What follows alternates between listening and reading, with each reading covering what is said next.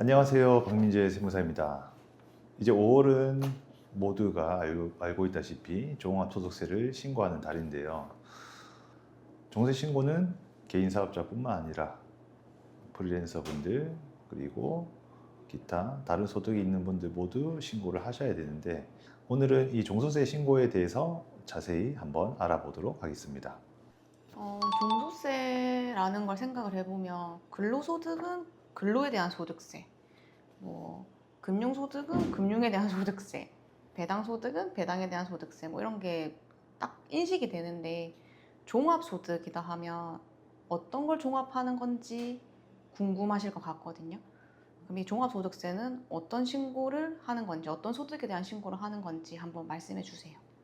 일단 종합소득세라고 하니까 만약에 이제 이 단어를 처음 듣는 분들 같은 경우에는 조금 생소하실 수가 있는데요.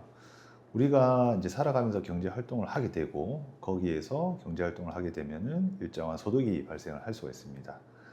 대표적인 게 이제 사업소득이 되는 거고, 또는 이제 직장을 다니게 되면은 근로소득이 되는 거죠.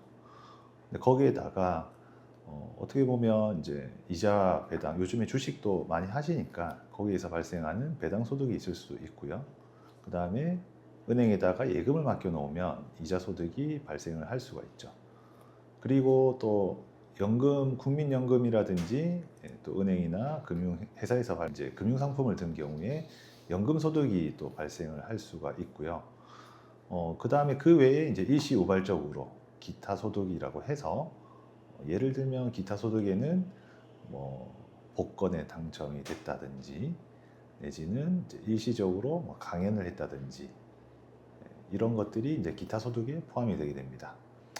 그래서 이제 종합소득이라고 하는 거는 개인의 이런 모든 소득을 합쳐서, 그러니까 올해 같은 경우에는 2025년도의 소득을 합쳐서 계산을 하게 되는 소득세라고 생각하시면 되고, 이자랑 뭐 배당 같은 경우에는 2천만 원을 초과해야 된다는 등, 그다음에 뭐 여러 가지 이제 소득에 따라 과세 기준들이 적용 이제 설정이 되어 있습니다. 그래서 그 기준에 따라서 세금이 얼마냐라고 매기는 것이 종합소득세라고 보시면 되겠습니다. 저는 로또에 당첨돼서 기타 소득을 한번 신고해 보고 싶긴 하네요. 기타 소득 말고도 이제 방금 말씀 주신 소득 중에 여러 가지 유형들이 몇 개가 있었는데, 조금만 네. 더 자세하게 설명을 해주시면 좋을 것 같아요. 특히 이자 배당, 음, 가장 많은 근로소득, 또 프리랜서 분들, 그런 거에 대해서 한번 말씀을 해주세요. 일단 이자랑 배당부터 말씀을 드리면, 이자는 말 그대로 이제 우리가 목돈을 은행에다가 예금을 넣어 놓으면 받는 것을 이자라고 하죠. 그 외에도 세법에서 정해놓은 이자 수익들이 굉장히 많은데, 그냥 일반적으로 은행에다 맡겨놓고 받는 돈을 이자라고 생각하시면 되시고, 배당은 우리가 이제 기업에 투자를 하게 되면, 주식을 사서 보유를 하게 되면 회사에서 배당을 한다라고 실시를 하면 우리가 배당금을 수령하게 되죠. 그래서 그 배당금을 수령했을 때 이자와 배당이 2천만 원을 넘냐 안 넘냐에 따라서 과세 방법이 달라지게 됩니다. 만약에 2천만 원을 넘지 않으면 우리가 흔히 알고 있는 15.4%, 국세 14%에 지방세 10% 합쳐가지고 15.4%인데요. 15.4%를 내고 종결하게 되고, 2천만 원을 넘게 되는 경우에는 금융소득 종합과세라고 해서 타소득이 있거나 아니면은 금융소득만 2천만 원 넘게 되면 우리가 일반적인 세금을 계산하는 구조에서 세금이 얼마냐라고 이제 재계산을 하게 됩니다. 그래서 즉 2천만 원을 넘게 되면 15.4%로 과세되는 2천만 원 이하의 세금보다는 조금 더 증가하게 되고, 타소득이 있는 경우에는 아무래도 타소득이 합산되다 보니까 확실히 올라가는 구조로 되어 있습니다. 여기에서 이제 그 종소세에 대한 세율을 한번 생각을 해보시면, 내가 작게 벌면은 작은 세율로 과세가 되고요. 작은 세율을 차곡차곡 쌓아서 높은 금액의 소득이 발생하게 되면 높은 세율로 과세가 되게 됩니다. 그래서 합산이 많이 될수록 세금 부담이 올라가는 구조로 되어 있다고 보시면 될 것 같습니다. 그러니까 사업소득을 한번 말씀을 드리면, 사업소득은 우리가 그냥 흔히 생각하는 자영업자분들, 그 다음에 또 혹은 이제 중소기업을 운영하시는 분들, 이런 분들을 생각하실 수가 있는데요. 이런 분들 같은 경우에 1년에 총 발생했던 매출에서, 우리가 수익금액이라고 하는데, 매출에서 사업을 운영하기 위한 경비가 있으면 차감한, 그게 이제 소득세가 과세되는 사업소득 금액이 됩니다. 여기에서 다른 소득이 있게 되면은 합산을 하게 되고, 없게 되면은 사업소득에 대해서만 과세를 하게 되는 거죠. 그리고 이제 사업소득과 유사한 개념이 프리랜서 소득인데, 사실은 이제 동일한 프리랜서 소득도 사업소득으로 보는데요. 프리랜서 소득도 마찬가지로 내가 1년 동안 번 총 수익 금액에서 용역을 제공하기 위해서 들어간 경비가 있다라고 하면은 차감한 게 프리랜서 분들의 사업소득이 됩니다. 세 번째, 근로소득에 대해서 좀 설명을 드리면, 근로소득은 이제 쉽게 말하면 월급이죠. 월급을 받게 되면 우리가 매년 초에 연말정산을 하시게 되는데, 연말정산을 하게 되면 국가에서는 일단 이 연말정산에 대한 확정력을 부여하게 됩니다. 쉽게 말씀을 드리면 연말정산을 하게 되면 종부세 신고를 마무리한 것과 동일하다고 생각하시면 됩니다. 그런데 이제 우리가 생각해 보면은 A라는 회사에 다니고 있는데 근로소득 연말정산을 한 경우, 혹시나 이 사람이 B라는 회사에서 투잡을 뛰고 있거나, 아니면은 이 사람이 임대업이라는 사업소득이 발생하거나, 아니면은 투잡으로 뭐 온라인 쇼핑몰을 하거나, 이런 경우는 회사에서 여기에 다른 데서 발생한 소득을 알 수가 없잖아요. 그래서 연말정산 한 것으로만은 부족하고, 5월 달에 종합소득세 신고를 통해서 내가 25년도에 발생한 소득이 최종 얼마다라는 것을 다시 신고하는 과정을 거치셔야 합니다. 그리고 마지막은 이제 기타 소득인데, 기타 소득은 앞서 말씀드린 것처럼 일시유발적인 소득, 어쩌다가 한번 강연을 한다든지, 어쩌다가 복권에 당첨된다든지, 이런 것들이 있는데, 이 기타 소득도 이제 300만 원을 초과하느냐 안 하느냐에 따라서 그냥 종결될 수도 있고, 종합소득세 신고할 때 합산해서 신고를 해야 될 수가 있습니다. 이 종합소득의 종류가 너무 많아서 그냥 제가 신고하기에는 조금 걱정이 된다. 네. 이럴 때 세무 전문가로서 납세자분들이 체크를 한번 해봤으면 좋겠다. 체크 포인트를 알려주신다면은 어떤 게 있을까요?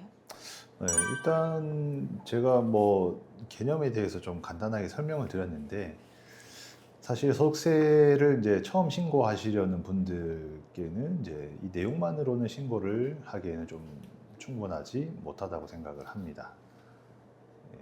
그러니까 개념적인 부분도 중요하지만 실제로 내가 신고할 때 어떤 식으로 신고를 해야 되는지 좀 말씀을 드려볼 건데요.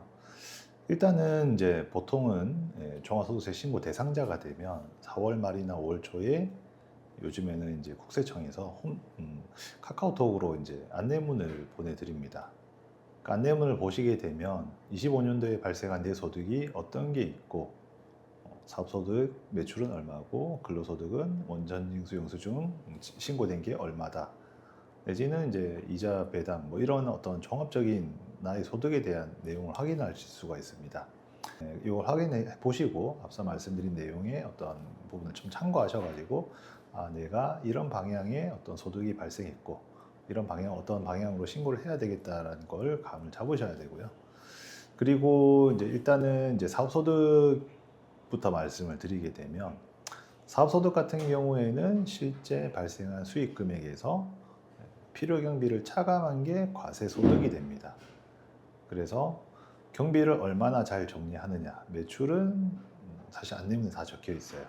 그래서 경비를 어떻게 반영을 해서 과세소득을 얼마나 확정하느냐, 이 부분이 중요한 것이고, 사실 이 부분은 비전문가인 경우에는 내가 아무리 잘 정리를 했다 하더라도 조금의 찝찝함은 남아 있을 수밖에 없습니다. 그래서 마침표를 찍기 위해서 이왕이면은 회계사무실을 이용해서 신고하시는 것을 권장을 드리고요.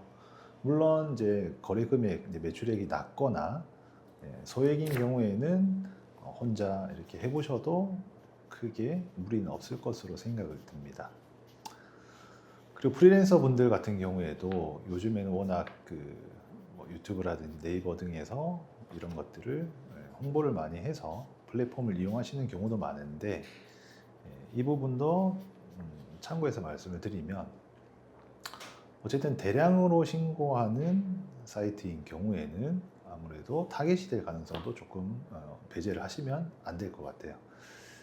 아무래도 많은 사람들이 어떤 특정 사이트를 이용해서 신고를 하시다 보면 세무서에서는 불성실한 신고에 대한 필터링을 할 때 그쪽으로 갈 요인이 생길 수밖에 없습니다. 그리고 워낙에 또 여러 가지 이슈들이 있기 때문에 그런 부분들에 대해서는 한번 생각을 해보시면 좋을 것 같고, 프리랜서 분들도 아까 말씀드린 사업소득과 마찬가지로 과세소득을 결정할 때는 경비의 반영이 되게 중요하다라고 말씀을 드리고 싶습니다. 그 다음에 이자나 배당소득이 있는 경우에는 다소득 유무에 따라서 이 이자 배당에서 발생하는 세금의 부담이 달라지기 때문에 전문가의 조력이 필요한 부분이고, 그래서 결국은 뭐 기타 소득도 마찬가지고요. 연금소득도 단일 내용만 있다라고 하면은 사실 홈택스도 요즘에 잘 돼 있기 때문에 홈택스 내용을 하나하나 이렇게 따라가면서 하는 것도 권장드리지만, 한 소득이 여러 개가 있거나 아니면은 금액이 크거나 이런 경우에는 꼭 전문가의 조력이 필요하다, 이렇게 말씀을 드리고 싶습니다. 방금 말씀해주신 것 중에 이제 뭐 많은 플랫폼들이 생겼다라고 해주셨잖아요. 진짜 몇 년 사이에 세금 환급의 광고가 엄청나게 많아진 것 같거든요.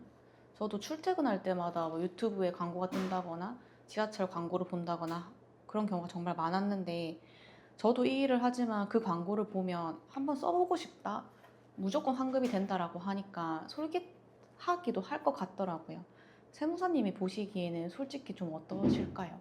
지금 이제 말씀하신 대로 우리가 그냥 휴대폰을 만지다 보면 자연스럽게 노출이 되어서 그런 사이트에 접근을 하실 수가 있는데, 사실 우리가 이제 상식적으로 생각을 해 보시면 너무 이제 이렇게 광고가 많이 되어 가지고 사람들이 몰려온다.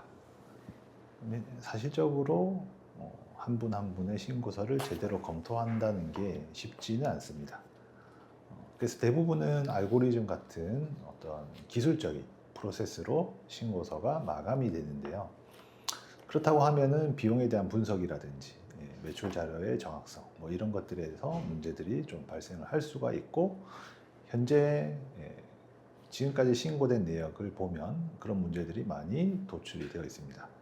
그래서 특정 사이트를 이용한 고객분들 같은 경우에는 추징을 당한 사례들이 많이 발생을 하고 있고, 문제는 뭐냐면은 이 추징이 발생했을 때 플랫폼에서 일정 부분 책임을 지느냐, 그런 부분들이 좀 많이 빠져 있다라고 생각하시면 됩니다. 그래서 추징이 나오게 되면 신고를 한 당사자가 책임을 다 지는 구조.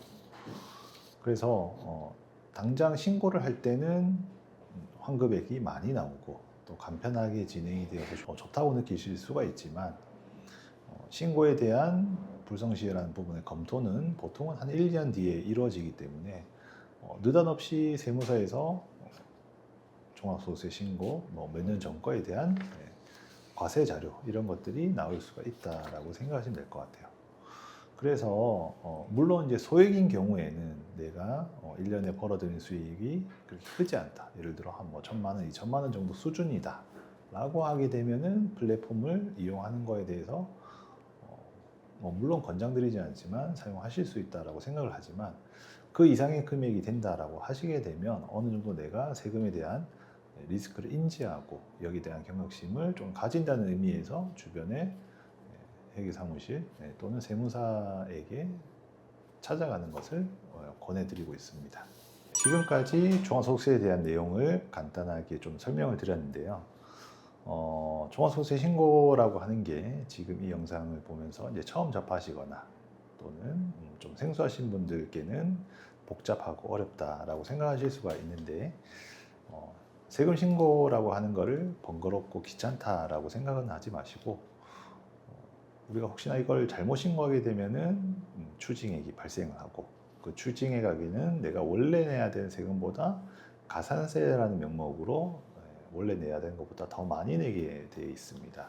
그래서 내 재산을 정확하게 신고를 해서 지킨다라는 생각으로 접근을 하셨으면 좋을 것 같고요. 이 내용을 통해서 좀 더 궁금하다, 또 좀 더 알아보고 싶다라고 하시는 분들은 댓글을 통해서 이름이나 연락처를 남겨주시면 제가 연락을 드려가지고 종세 신고에 대한 내용을 좀 더 자세히 알려드리고, 그리고 혹여나 필요하다면 신고 대행 업무까지 가능하니 많은 관심 부탁드리도록 하겠습니다. 더 자세한 내용이 궁금하시다고 하면 블로그를 제가 제작을 해놨으니까 그 블로그를 보시면서 또 참고하시면 좋을 것 같습니다. 감사합니다.